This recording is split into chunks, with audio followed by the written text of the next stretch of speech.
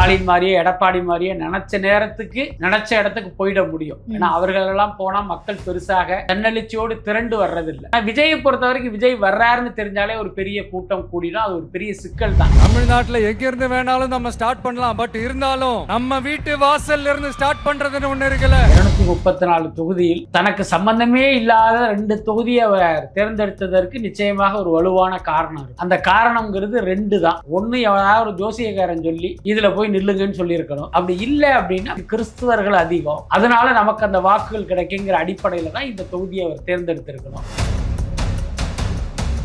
ஜோசப்ங்கிறது தான் கிறிஸ்தவ பெயர். அந்த பெயரை ஹைட் பண்ணிட்டு தான் விஜயாக நீங்கள் சினிமாவுக்குள் அறிமுகமாகி இன்னைக்கு இவ்வளவு பெரிய உச்சத்தை தொட்டுறீங்க. அப்ப அரசியலுக்கு வரும்போது உங்களுக்கு அந்த ஜோசப் தேவைப்படுது அப்படிங்கிறத நீங்கள் மதத்தை வைத்து மக்களை ஒரு மாதிரி ஏமாற்றுகிற ஒரு விஷயமா தான் நான் பார்க்கிறேன். வசதியான வாழ்க்கையா இருந்தாலும் எல்லாத்தையும் உதறி தள்ளிட்டு உங்களுக்காக மட்டுமே வந்திருக்கிறேன். இதை நீங்க தொடர்ந்து பேசிக்கிட்டே வரும்போது ஒரு கட்டத்துல மக்கள் என்ன பண்ணுவாங்க, உன்னை யாருப்பா விட்டுட்டு வர சொன்னா அப்படின்னு கேட்டாங்க அப்படின்னா அது விஜய்க்கு மைனஸ் ஆயிடும். அதாவது நீங்க அரசியலுக்கு வரும்போது உங்களுடைய முதல் அரசியல் மாநாட்டுல 2வது அரசியல் மாநாட்டுல இந்த வார்த்தையை சொன்னீங்க. ஓகே, நீங்க போற இடமெல்லாம் இதை சொல்லிக்கிட்டே வந்தீங்க அப்படின்னா ஒரு கட்டத்துல பாத்தீங்கன்னா அந்த கேள்வி உங்களை நோக்கி இப்படி ரிவர்ஸ் ஆகும். நான் முன்னாடியே சொன்ன மாதிரி எல்லாத்தையும் வாங்கிக்கங்க, வாங்கிக்கிட்டு அவங்க காதலியை விசில ஊதி அனுப்புங்க. இன்னைக்கு பாத்தீங்கன்னா அந்த பணம் கொடுக்காம வெற்றி இல்லை, பணம் கொடுக்காம தேர்தல் இல்லை அப்படிங்கிற ஒரு சூழல் வந்துருச்சு. அதுக்கடுத்து ஓட்டுக்கு பணம் வாங்கி இங்க இருக்கிற மக்கள் எல்லாமே பழகிட்டாங்க, பழக்கப்படுத்தப்பட்டாங்க. அவங்க கிட்ட போய் நீங்க ஓட்டுக்கு பணம் வாங்காதீங்க அப்படின்னா இவருக்கு ஓட்டு போட மாட்டாங்க.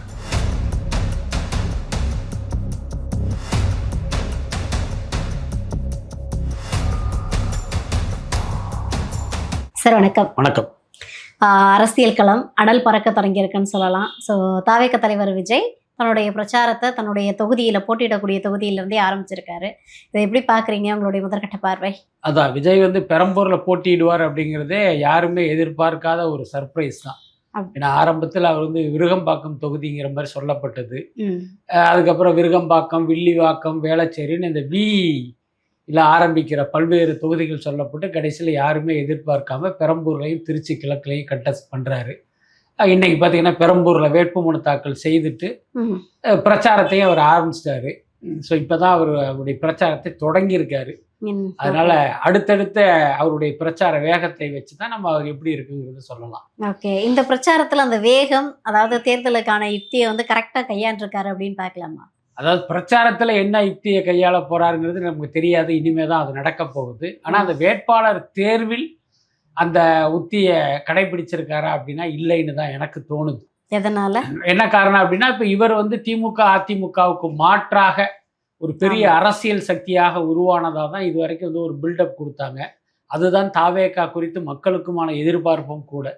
ஆனால் அந்த வேட்பாளர் பட்டியலை பார்க்கும்போது பார்த்தீங்கன்னா இதுவும் ஒரு மற்றொரு கட்சி அந்த தேர்தல் வெற்றிக்காக இவங்க என்ன வேணாலும் சமரசம் பண்ணிக்குவாங்கங்கிற அந்த எண்ணத்தை தான் இந்த வேட்பாளர் பட்டியலே நமக்கு கொடுத்துருக்கு. முக்கியமாக பார்த்தீங்கன்னா இத்தனை நாள் விஜயோடு டிராவல் பண்ண, விஜய்க்காக கொடி கட்டிய, போஸ்டர் ஒட்டிய, தோரணம் கட்டிய அவனுக்கு வாய்ப்புங்கிறது மிக குறைவாக தான் இருக்குது. வேற கட்சியில் இருந்துட்டு வேற கட்சியில் பதவியை அனுபவித்துக்கிட்டு இந்த தேர்தலில் சீட்டு கிடைக்கலங்கவுமே முதல் நாள் ராத்திரி இந்த கட்சிக்கு அடுத்த நாள் அவர்களுக்கு தாவேகாவில் வாய்ப்பு கொடுக்கப்பட்டிருக்கிறது அப்படிங்கலாம் தாவேகா மீதான அந்த நம்பகத்தன்மை கொஞ்சம் குலைச்சிருக்கு. கண்டிப்பா. ஏன்னா கிட்டத்தட்ட 106 சீட்டு மட்டும் மற்ற கட்சிகள்ல மாற்று கட்சியிலேருந்து வந்தவங்களுக்கு கொடுக்கப்பட்டிருக்குது. ஏன்னா நீங்கள் சொன்ன மாதிரி திருப்பத்தூர் வேட்பாளர் அதிமுகலேருந்து வந்தால் நீங்கள் அங்கேருந்து வாங்க வந்தோடனே உங்களுக்கு சீட்டு, காங்கிரஸ்லேருந்து வந்த பொதுச் செயலாளர் செல்வம் அவர்களுக்குமே அங்கேருந்து வந்தோடனே சீட்டு. ஸோ ஸ்ரீதர் அப்படின்றவர் ஒரு முகம், அதாவது நடிகராக முகம் தெரிந்த ஒரு மனிதராக இருந்தாலும் அரசியலில் அவருடைய பங்கு இது வரைக்கும் என்ன, இல்லை இந்த சொசைட்டிக்கு அவருடைய பங்கு என்னன்னு கேட்டால் பொதுவாகவே 0 தான். அப்படின்றப்போ அஜிதா அக்னல்ன்றவங்க சீட்டு கேட்டு நிறைய போராட்டம் பண்ணாங்க. ஆனால் அவங்கள ரிஜெக்ட் பண்ணிட்டு தன்னுடைய நண்பருக்கு கொடுத்துருக்காருன்றதே பெரிய கேள்வியாக இருக்குதுல்ல. ஆமாம், ஆனால் தூத்துக்குடியை பொறுத்த வரைக்கும் அஜிதாவுக்கு சீட்டு கொடுக்காதது என்னை பொறுத்த வரைக்கும் அது ஒரு சரியான விஷயமா தான் நான் பார்க்குறேன். நான் ஏற்கனவே சொன்ன மாதிரி விஜய்க்காக பல பேர் வியர்வை சிந்திருக்காங்க, அவர்களுக்கு தான் வாய்ப்பு அளிக்கணும். ஆனால் அஜிதா விஷயத்தில் இது ஒரு மாறுபட்ட விஷயமா நான் பார்க்குறேன். என்ன காரணம், அஜிதாவுக்கு கட்சி பதவி கிடைக்கலங்கும் போது அவங்க விஜயினுடைய காரை மறிச்சதெல்லாம் நம்ம பார்த்தோம். ஒரு பனையூர் ஆஃபீஸ்க்கு வர்றாரு, ஒரு காரை அவங்க அந்த பானட்டில் ஏறி உட்காந்து அதை மறிக்கிறாங்க. அது ஒரு மோசமான வன்முறை. இவங்களுக்கு வந்து தூத்துக்குடியில் என்ன வேணாலும் செல்வாக்கு இருக்கலாம். அது அஜிதாவுக்கான செல்வாக்கை மட்டும் நம்ம எடுத்துக்க முடியாது. அது விஜய்க்கான செல்வாக்கம் அதுக்குள்ளார இருக்கு. ஓகே. அப்படி இருக்கும்போது உங்களுக்கு பதவி கிடைக்கலங்கும் போது ஒரு கட்சி தலைவருடைய வாகனத்தையே நீங்க மறிக்கிற அளவுக்கு வந்து ஒரு வன்முறையை பிரயோகிக்கிற உங்களை எப்படி வந்து கட்சி பொறுப்புக்கோ அல்லது வேட்பாளராகவோ இப்படி நிறுத்த முடியும்? அதனால இந்த விஷயத்தில் அவருக்கு வாய்ப்பு கொடுக்காதது என்னை பொறுத்த வரைக்கும் அது ஒரு சரியான நடவடிக்கை தான். ஏன்னா இவர் வந்து ஒரு நிறைய களப்பணி ஆற்றி இருக்காரு, கட்சிக்காக செலவு பண்ணியிருக்காரு. என்ன இவர் அந்த தொகுதியில நல்லா அறிமுகமானவர் அப்படிங்கிற அடிப்படையில் அவங்களுக்கு வந்து வாய்ப்பு கொடுத்தா மற்றவங்க அதை எப்படி பார்ப்பாங்க அப்படின்னா, இப்போ நமக்கு வாய்ப்பு கிடைக்கலன்னா விஜய் காரை மறிச்சா நமக்கு வாய்ப்பு கிடைச்சிரும். நமக்கு பதவி கிடைக்கல அப்படின்னா விஜய் காருக்கு முன்னால் உழுந்து புரண்டோம்னா நமக்கு வந்து பதவி கிடைச்சிரும்னு ஒருத்தவங்க நினைப்பதற்கெல்லாம் வாய்ப்பு இருக்கு. அந்த மாதிரி ஒரு தவறான முன்னுதாரணமா அஜிதா மாறிட்டாங்க. அதனால அவங்களுக்கு வாய்ப்பு கொடுக்காததுக்கு சரியான நடவடிக்கை தான். ஆனா அதுக்காக ஸ்ரீநாத்தை போய் நீங்க வந்து வேட்பாளராக நிறுத்துறத வந்து அது ஒரு சரியான அணுகுமுறை இல்லை. அவருடைய உங்கள் நண்பரா இருக்கலாம். உங்கள் நண்பருங்கிறதுனால உங்க படத்துல வேணா நீங்க வாய்ப்பு கொடுக்கலாம். அதை பத்தி நம்ம யாரும் சொல்ல மாட்டோம். ஆனா ஒரு அரசியல் கட்சின்னு வந்த பிறகு ஒரு நண்பர் அப்படிங்கிறத மட்டுமே தகுதியா வச்சு ஒருத்தரை நீங்க வேட்பாளரா கொண்டு வர்றது அப்படிங்கிறது ஒரு சரியான விஷயம் இல்லை. எல்லாத்துக்கும் மேல என்னுடைய தனிப்பட்ட கருத்து என்ன அப்படின்னா, நீங்கள் எங்கு வசிக்கிறீர்களோ அங்கு நீங்கள் போட்டியிடுவது தான் சரியா இருக்கும். இப்ப இந்த தொகுதியில ஒருத்தன் இருக்கான் அப்படின்னா அவருடைய பிரச்சனைய நம்ம எம்எல்ஏ கிட்ட சொல்லணும் அப்படின்னா, அங்கே தூத்துக்குடியில அந்த ஃப்ளைட் பிடிச்சி சென்னைக்கா வர முடியும்? அந்த எம்எல்ஏ அங்க இருக்கணும். அரை மணி நேரத்துல அவர் ரீச் பண்ற இடத்துல அவர் இருக்கணும். அதுதான் சரியான விஷயம். உங்க நண்பருங்கிறதுனால நீங்க போய் தூத்துக்குடியில அவரை நிறுத்த வைக்கிறதுங்கிறது அது எப்படி சரியானதா இருக்க முடியும்? எனக்கு தெரிஞ்சு ஸ்ரீநாத் ஜெயிப்பதற்கு வாய்ப்பு வந்து ரொம்ப குறைவு தான். ஓகே. ஏன்னா திமுகல இருந்து யாரை எதிர்த்து நிக்கிறாரு அப்படின்னா கீதா ஜீவன் அவர்கள் எதிர்த்து நிக்கிறாருன்றப்போ அந்த இடத்துல வந்து அவருக்கான டெபாசிட்டே கிடைக்குமான்றதே பெரிய கேள்வி தானே சார்? நிச்சயமா. கீதா ஜீவன் வந்து இன்றைக்கு அமைச்சராக இருந்தாலும் அவர் தூத்துக்குடி பெரியசாமியுடைய மகள். தூத்துக்குடி பெரியசாமியை பொறுத்த வரைக்கும் திமுகவின் முகமாகவே அந்த பகுதியில் அவர் தான் இருந்தார். இப்போ அவருடைய வாரிசான கீதா ஜீவன் எனக்கு தெரிஞ்சு இந்த முறை வந்து ஒரு சிறப்பான முறையில் வந்து இப்போ பணியாற்றிய ஒரு அமைச்சராகவும் அவங்க இருக்காங்க. அவங்க மீது ஒரு பெரிய அதிருப்தி எல்லாம் இல்லை. ஸோ அப்படி இருக்கும்போது திமுகவுடைய செல்வாக்கு, பணம், கீதா ஜீவனுடைய செல்வாக்கு, இது எல்லாமே அவருக்கு தான் வெற்றியை தேடி தருங்கிறது அது எல்லாருக்கும் தெரிஞ்ச விஷயம்தான். என்ன இருந்தாலும் தாவேகா வேட்பாளர் என்ன வாக்குகள் வாங்க போறாரு அப்படிங்கிறதுக்கு மட்டும்தான் நமக்கு வந்து ஒரு ஆர்வத்தை தூண்டுகிற விஷயம். இப்போ வந்து பெரம்பூர்ல பேசின விஜய் வந்து ஒரு விஷயத்த முன் வச்சிருக்காரு. நீங்க வந்து அம்மா அப்பான்னு ஒரு சென்டிமெண்ட்டா ஸ்டார்ட் பண்ணி அடுத்த விஷயமே வந்து அன்னை மாதாவை வணங்கிட்டு நான் வந்து ஸ்டார்ட் பண்றேன் அப்படின்ற மாதிரியான ஸ்பீச் கொடுத்துருக்காரு.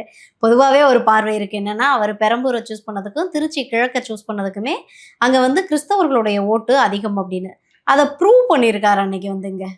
நிச்சயமாக. ஏன்னா 234 தொகுதியில் தனக்கு சம்பந்தமே இல்லாத 2 தொகுதியை அவர் தேர்ந்தெடுத்ததற்கு நிச்சயமாக ஒரு வலுவான காரணம் இருக்கும். அந்த காரணம்ங்கிறது 2 தான். ஒன்று, எவனாவது ஒரு ஜோசியக்காரன் சொல்லி இதில் போய் நில்லுங்கன்னு சொல்லியிருக்கணும். அப்படி இல்லை அப்படின்னா இப்போ நீங்கள் குறிப்பிடுகிற மாதிரி இங்கு கிறிஸ்துவர்கள் அதிகம், அதனால நமக்கு அந்த வாக்குகள் கிடைக்குங்கிற அடிப்படையில் தான் இந்த தொகுதியை அவர் தேர்ந்தெடுத்திருக்கணும். இப்போ இவருடைய பிரச்சாரத்தில் இவர் பயன்படுத்திய இந்த வார்த்தையை பார்க்கும்போது ஒருவேளை அந்த கிறிஸ்தவ ஓட்டுகளை மனசில் வச்சு தான் இந்த தொகுதியை தேர்ந்தெடுத்தார் அப்படின்னு தான் நினைக்க தோணுது. அதே நேரம் விஜய் வந்து தன்னை கிறிஸ்துவராக அடையாளப்படுத்துவது கூட பாத்தீங்கன்னா ஒரு மிகப்பெரிய ஒரு முரண்பாடா தான் எனக்கு தோணும். என்ன காரணம் அப்படின்னா, சினிமாவில் நீங்கள் யாருன்னா விஜய் தான். என்ன அந்த விஜய்ங்கிறது கிறிஸ்தவ பெயர் கிடையாது. கண்டிப்பா ஜோசப்ங்கிறது தான் கிறிஸ்தவ பெயர். அந்த பெயரை ஹைட் பண்ணிட்டு தான் விஜயாக நீங்கள் சினிமாவுக்குள் அறிமுகமாகி இன்னைக்கு இவ்வளவு பெரிய உச்சத்தை தொட்டுறீங்க. அப்ப அரசியலுக்கு வரும்போது உங்களுக்கு அந்த ஜோசப் தேவைப்படுது அப்படிங்கிறத நீங்கள் மதத்தை வைத்து மக்களை ஒரு மாதிரி ஏமாற்றுகிற ஒரு விஷயமா தான் நான் பார்க்கிறேன். அதுக்கப்புறம் இது பெரம்பூர்ல வேணா இந்த சென்டிமெண்ட் ஒர்க் ஆவதற்கு வாய்ப்பு இருக்கு. தமிழ்நாடு முழுக்க இல்ல, இன்னொரு தொகுதியான திருச்சி கிழக்கில் இது வந்து ஒர்க் அவுட் ஆகுறதுக்கு வாய்ப்பு இல்லை. ஏன்னா அங்கு திமுக சார்பா போட்டியிடுகிற இனிகோ இருதயராஜு ஒரு கிறிஸ்தவர் தான். அப்ப அங்க ஒரு கிறிஸ்தவர் இருக்காரு அப்படின்னா அவர் யாருக்கு ஓட்டு போடுவார்? ஜோசப் விஜய்க்கா இனிகோ இருதயராஜுக்கா அப்படின்னா இனிகோவுக்கு தான் வாக்களிப்பதற்கு வாய்ப்பு அதிகம். என்ன காரணம், அவர் பல்வேறு சர்ச்சைகளோடு தொடர்புல இருக்கிற ஒருத்தர். இவர் பார்த்தீங்கன்னா தேர்தலுக்காகத்தான் கிறிஸ்துவராகவே தன்னை அடையாளம் காட்ட ஆரம்பிச்சிருக்காரு.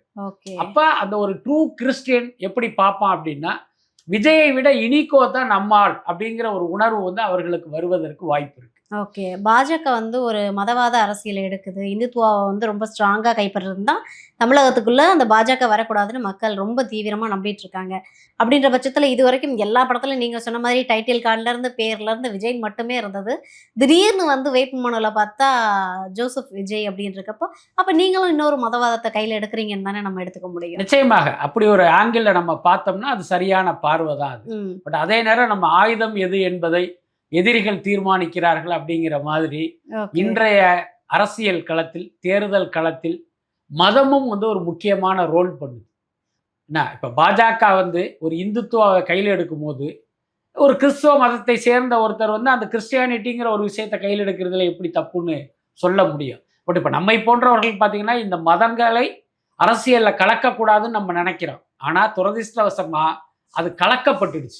எல்லா கட்சிகளும் எல்லா கட்சிகளுமே பார்த்தீங்கன்னா, சாதி பார்த்து, ம். மதம் பார்த்து தான் அந்த வேட்பாளர் தேர்வே நடக்குது. கண்டிப்பா. உதாரணத்துக்கு பாருங்க, நாம் தமிழர் கட்சி. அவர் ம். கட்சி பேர் பார்த்தீங்கன்னா, நாம் தமிழர் தமிழர். கட்சி.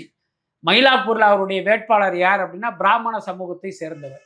ஏன்னா அங்க மட்டும் அது நாம் பிராமணர் கட்சியா ஒரு மாறிடுச்சு. வேட்பாளரை போய் இறக்குறாங்க. அப்ப தமிழ் என்று சொல்லி மக்களை ஏமாற்றுகிற ஒரு கட்சியே சாதியை பார்த்து வேட்பாளரை நிறுத்துறாங்க. ஏன்னா இப்போ உதாரணத்துக்கு தர்மபுரி, மேட்டூர் சைட்லாம் பார்த்தீங்கன்னா, வன்னிய சமூகத்தை சேர்ந்த வேட்பாளர் தான் நாம் தமிழர் கட்சியின் வேட்பாளராக இருக்காங்க. அதனால ஓகே. இங்க பார்த்தீங்கன்னா, அந்த சாதியும் மதமும் அரசியல்ல பார்த்தீங்கன்னா ஒரு பெரிய அளவுல அது புறையோடி போயிடுச்சு. நான் வந்து ஒரு பொய் அதற்கு விஜயும் விதிவிலக்கு இல்லாமல் போனதுங்கிறது ஒரு ஏற்க மிகப்பெரிய முடியல. துரதிர்ஷ்டம். ஆமா. இப்போ பெரம்பூர்ல பேசும்போது விஜய் அவர்கள் என்ன சொன்னார்னா, நான் எல்லாத்தையும் விட்டுட்டு வந்திருக்கேன்.